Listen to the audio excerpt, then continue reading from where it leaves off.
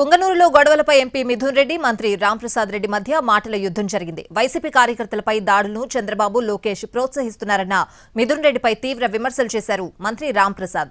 దొడ్డిదారున పుంగనూరు వచ్చి రైతులు ప్రజలపై రాళ్లదాడి చేయించింది మిథున్ రెడ్డేనని ఆరోపించారు.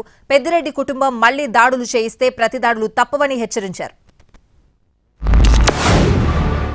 పుంగనూరు నియోజకవర్గంలో రాజకీయంగా అక్కసుపట్లాక రాజకీయ కక్షతో ప్రశాంతంగా ఉన్న పుంగనూరు నియోజకవర్గంలో కార్యకర్తల ఇల్లులు నేలమట్టం చేశారు, ఆస్తులు ధ్వంసం చేశారు, ప్రభుత్వ ఆస్తులు డ్యామేజ్ చేశారు, ఎంతమందినో గాయపరిచారు.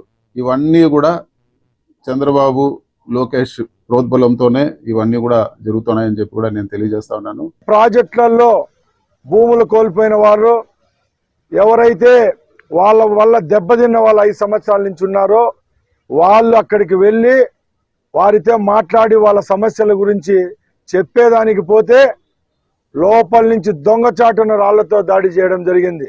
మీ చేతుల్లో ఉన్న గ్రానైట్ క్వారీలు అయితేనేం, ఇసుక క్వారీలు అయితేనేం, మీ భూములను చట్టపరంగా మేము గవర్నమెంట్కు లేకుంటే ప్రజలు ఎవరైతే వాళ్ళు ఉన్నారో లబ్ధిదారులు వాళ్ళకి ఇచ్చే ప్రయత్నంలో మేముంటే మీరు మరొక్కసారి బయటకు వచ్చి గలాటాలు చేసే పనిలో మీరున్నారు. అందుకు మేము హితబోధ ఒకటే చేస్తున్నాం, ఇలాంటి దాడులు చేస్తే తప్పకుండా రాబోయే కాలంలో ప్రతి దాడులు తప్పకుండా ఉంటాయి.